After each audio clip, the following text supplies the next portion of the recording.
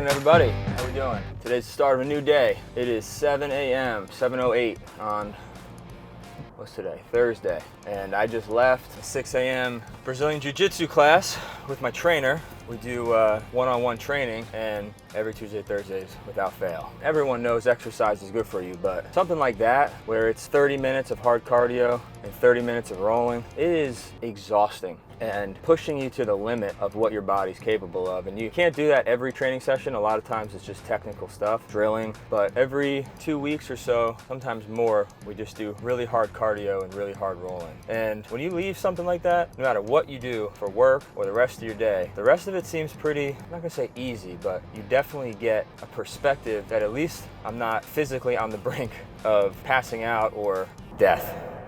Because in a hard training session, there's a point where you lose the conscious thought. Your like reptilian brain kind of kicks in, and sometimes you just have you do things that you didn't expect to do, or you have emotions that you didn't expect to have. I've had something going on in my life one time that was real stressful, and when I go train, you try to get a lot of that stress out, but I was pushing so hard one day that I just started crying. It just came out and I couldn't control it. And I think that all of us have this energy bottled up inside from everything, from when, early trauma to things that are going on in your life now, just to being a physical human. I think you have to get that out almost every day, at least multiple times a week. So, and I think if you're not doing that, it's gonna have repercussions in the rest of your life, whether that's anxiety, depression, outside of a clinical depression or anxiety. I think a lot of it's based on the environment and what you're doing every day, not to mention the foods you're eating and types of things you're consuming in terms of media and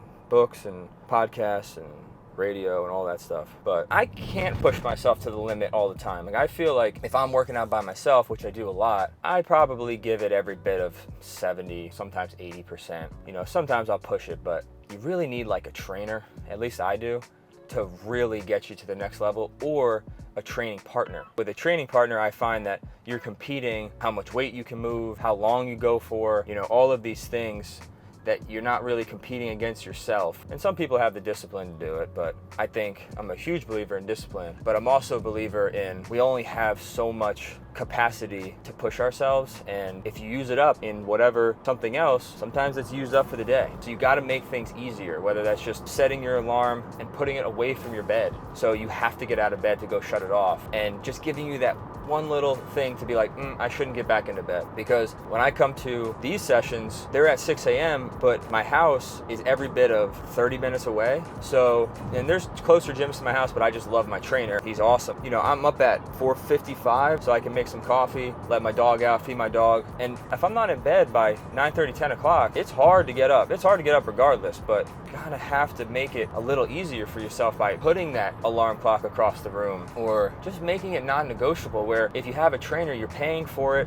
he's gonna be there, and it gives you that motivation that if he's gonna be there, I'm gonna be there. But if it's just you, it can be more difficult. But I'm not saying everyone needs a trainer. It costs money and can be unnecessary, but especially for something like jiu-jitsu, you do need a trainer, or you need a group class to learn. It's a little different than just physical exercise, but either way, I only do this 2 days a week and I lift the other days. It's a game changer in terms of my mood. So I'll do this, and then I have a little cold plunge at the house, and get home in the mornings from this, hop in the cold plunge, or do it after work. After work is great because it kind of releases everything from work, all the stress from the day, tight back from sitting at a desk, sore legs from standing in work shoes, walking around properties. It's cold plunge is a game changer. I know everybody talks about it, but that has changed my life in terms of emotional regulation, because it changes your mood so drastically. And when I first got it, actually I was using the bath with ice, but that gets annoying because you have to fill it up and go buy the bag of ice every day, which sucks. So I finally got a cold plunge, and I was going through something tough, which we all do, and it was kind of consuming my days, and the cold plunge changed everything. It just took away the stress and anxiety for hours, and I was just doing it every day. Really made everything a lot better, to be honest. But all that to be said, get up and move, get up and go. Do something in the morning if you can. We all can do something. Go on a long walk. It'll just make you feel better. So today, we got some properties that we need to go see. Some new deals trying to lock up. The deal that we went to last night, I wasn't able to film inside the house. There was a lot of people there. We had a lot of buyers show up. But we're hoping to get at least one offer, maybe two today. And based off of the best terms and price, obviously, that's the offer we'll go for. So we're always looking for someone who can pay cash or cash equivalent, like hard money. And once we agree on price, we try to negotiate no inspection period. Some wholesalers are hard on the no inspections. I want investors to know what they're buying, but sometimes we don't have the luxury for inspections, and sometimes they don't need to. They don't want to. They know what they're buying. They know what they're getting into. Have a lot of experience. So it kind of comes down to the experience level of the investor, but we do tell them that it's for informational purposes only. There's really nothing else we can do. We're not going to fix anything, obviously, and we really don't want to negotiate on price after we've already locked in an existing price. That's the hope today for the property we showed yesterday. I had someone who said they were going to make an offer, and then two others said they were running numbers. So we'll see. We'll talk soon after I go home, shower, drink a protein shake, something like that, and get into the office. All right, so we are off to do a final walkthrough on a property that we're about to buy. And this is the property that when we went earlier this week, the neighbors left their dogs in the house because the house was vacant and the back door was unlocked, I guess. And in this community, everyone knows whose house is what, and the guy knew exactly who owned it, and they left their dogs in there. So we didn't know whose they were, and finally we figured it out. I'm not sure who came and got the dogs, whether it was the neighbor or the Humane Society, but either way, I believe the dogs are out. So we're going to make sure that they are out and see what type of damage was done. I know that the dogs, unfortunately, I believe, went to the bathroom inside the house. It is a vacant house and it needs a full renovation, but clearly that needs to be addressed, cleaned out, and we are going to address all of that. All right, so we just sold the property, and the new owner, who's the buyer, just called me asking for the lockbox code to get the keys out. Successful transaction, small deal. We made less than 10 on that, but it's all about volume in this game. So you got to keep them moving, keep the investors happy. We're on our way back to this property, and hopefully that there are no dogs in there. I'm going to meet one of our guys to walk it with us and kind of give us a price to just clean it out. We're going to secure all the doors, probably cut the grass, make the property a little bit more presentable, and I think we're going to try to sell it in the current condition it is before we have to renovate anything. We might put a roof on it, but for right now we would like to do as little as possible and then put it on the market and sell it that way. But we got to fix it. We got to address some stuff first, minor things, a few electrical things. There's some wires hanging down, so we're gonna have all that secured, make sure it's safe, and then just make the project look more appealing to an investor and turn it into a rental or flip it, because there's a decent amount of equity in the property even after we sell it. So that's where we're going now. Once we get to that property, I'll show you guys around that one, kind of what that one looks like. Needs a lot of work, you'll see, and then we'll go to the closing. We'll make one more stop at another property, and we'll explain what we're doing at this one. This one's a unique situation, and we're going to talk more about that in a little bit. Quick update. So come to the final walkthrough. The dogs are back in the house. So I had to call the neighbor, and he's coming to get the dogs now, but can't win. But sounds like we're gonna be all right. Put the dogs back in the house after he took them out, supposedly. It's the whole thing. Always do a final walkthrough. That's the name of that game. And now we're gonna have to secure the house before we close on it, make sure he doesn't put them back in there again. And there's a car in the driveway. We don't know whose car it is, so that's great. All right, so we just left that house. The neighbor came and got the dogs, so that's good. I didn't film inside because it was just so dark and nasty in there with all the feces on the ground and there's stuff everywhere. So we're gonna have it cleaned out. We got a dumpster coming tomorrow, and we're gonna have everything cleaned out, all the landscaping cut, and make the house look a lot more presentable, because right now it's disgusting.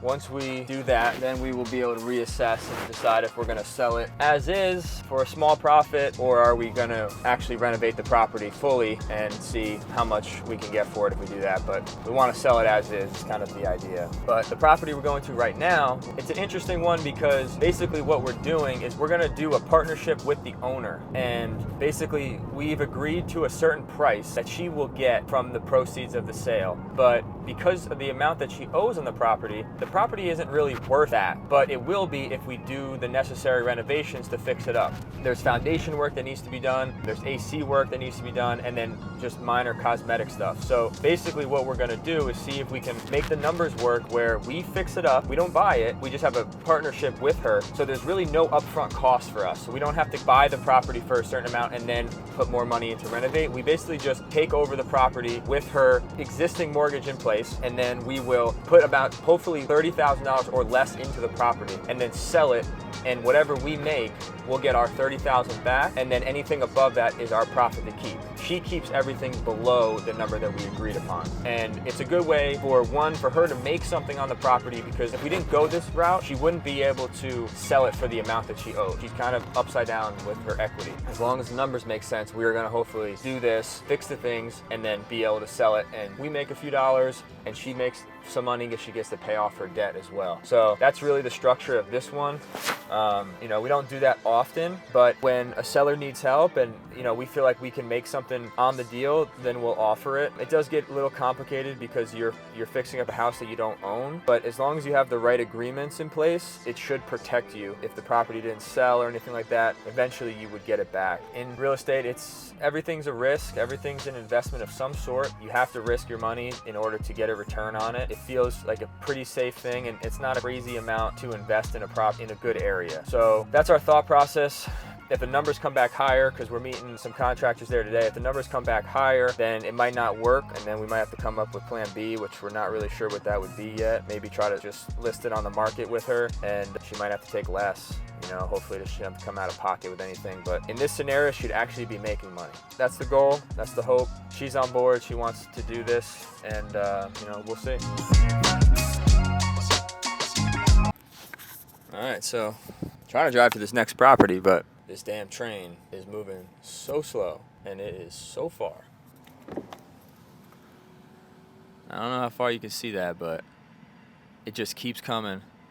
There's no end in sight. So I think I see the last car, actually. Oh, good thing we're a little early, because if we weren't, we'd be late. We've already been sitting here for 10 minutes. We'll be there soon. All right, so quick walk through that property. Walk through with the guys. The house has a lot of things wrong with it. It's also on a busy road, which you can see here. So that road's pretty busy, but there's this road. It's kind of like a little cutoff here. You can park cars and stuff. You're not actually pulling out into the busy road, which is cool, but the house has some foundation issues, which is a problem, but it's gonna be one of the cheaper houses on the market in this town. Hopefully what we're gonna do is we're gonna go in, spend about $10,000, clean the thing up, make it presentable, clean it all out, address some of the major problems, and then we are going to relist it on the market in the as-is condition and hope that it sells quickly, because it is one of the more affordable houses in this area. So we'll see. I think it would be a good deal for us, but remains to be seen. All right, so after 3 walkthroughs, we're removing a bunch of dogs. We own it now. We're getting the property secured.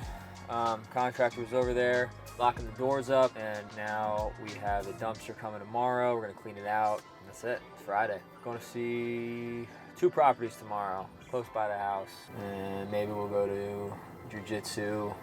Maybe we'll go to the gym. I don't know. Maybe we'll go out to dinner tonight. Go to a nice dinner. Get some drinks with the wife. That sounds good. It's Friday, baby.